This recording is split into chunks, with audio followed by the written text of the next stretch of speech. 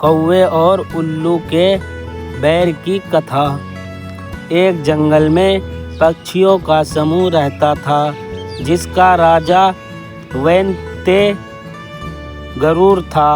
वैनते अपना अधिकांश समय वासुदेव की भक्ति में व्यतीत करता था, अतः अपनी प्रजा की ओर ध्यान नहीं दे पाता था।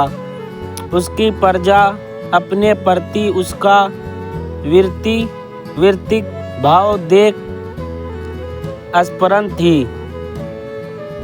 एक दिन समस्त पक्षियों ने सभा की, जिसमें चातक, कोयल, बगुला, हंस, तोता, उल्लू, कबूतर आदि पक्षी एकत्रित हुए और इस विषय पर चर्चा करने लगे। चातक पक्षी बोला, हमारा राज वैनते वासुदेव की भक्ति में अपनी प्रजा को ही भूल गया है। उसे हमारी कोई चिंता ही नहीं है। ऐसे में उचित होगा कि हम किसी अन्य को अपना राजा चुन ले। सभी ने एक मत से उल्लू को अपना राजा चुन लिया और उसके अभिषेक की तैयारी में जुट गए। उसका राज मुकुट और राज सिंहासन तैयार किया जाने लगा। गंगा का पवित्र जल मंगाया गया और अनुष्ठान प्रारंभ हो गया।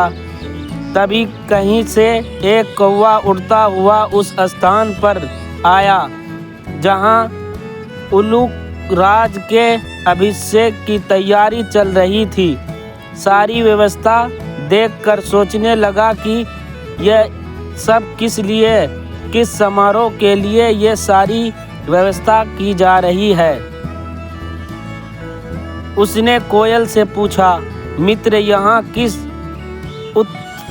उत्सव की तैयारी चल रही है? कोयल ने उसे उल्लू के अभिषेक के बारे में जानकारी दी। यह सुन कौवा हंसने लगा। उसे हंसता देख समस्त पक्षी उनके आसपास एकत्रित हो गए। उन्होंने उसके हंसने का कारण पूछा। कौवे के कहा, राजा के लिए तुम्हारा चुनाव गलत है। सभी जानते थे कि कौवा एक चतुर और कूटराजनीतिक पक्षी है, इसलिए उन्होंने उससे मंत्रणा करना उचित समझा। कौवा कहने लगा, क्या तुम लोगों के पास राजा के चुनाव के लिए प्रत्याशियों की कमी है? तुम लोगों को क्या सूझी कि सोदियर के धोतक, मोर, हंस, सारस, चक्रवाक, शुक जैसे पक्षियों के रहते टेढ़ी नाक वाले उल्लू को राजा अपना राजा चुन लिया। वो कहता गया, उल्लू रोदर स्वभाव का, आलसी, कायर, वैसनी और कटुभाषी पक्षी है। ऊपर से दीवांध है। वो तुम्हारा क्या हित करेगा? उससे तो तुम्हारा वर्तमान राजा वैनते भला है। उल्लू की अपेक्षा वो तुम्हारे लिए अधिक कल्याणकारी है। उसके रहते उल्लू को राजा बनाने का क्या तुक? राजा तो एक ही होता है। एक से अधिक राजा का होना प्रतिद्वंद्विता को जन्म देता है, जो विनाश की ओर ले जाता है। उल्लू जैसे अयोग्य को राजा बनाकर तुम पक्षी जगत का सर्वनाश कर दोगे। सभी पक्षी कौवे की बात से प्रभावित हो गए। उल्लू के अभिषेक का विचार त्याग कर वे सब वहां से चले गए। जब उल्लू अपने अभिषेक के लिए पहुंचा तो वहां मात्र उसका मित्र करकालिका और कौवा थे। अन्य किसी पक्षी को ना देख उल्लू अचरज में पड़ गया। उसने अपने मित्र करकालिका से पूछा, क्या हुआ, सारी पक्षी कहाँ है? करकालिका ने उल्लू को बताया, मित्र, इस कौवे के कारण सबने तुम्हारे अभिषेक का विचार त्याग दिया है। उल्लू को कौवे पर बहुत क्रोध आया।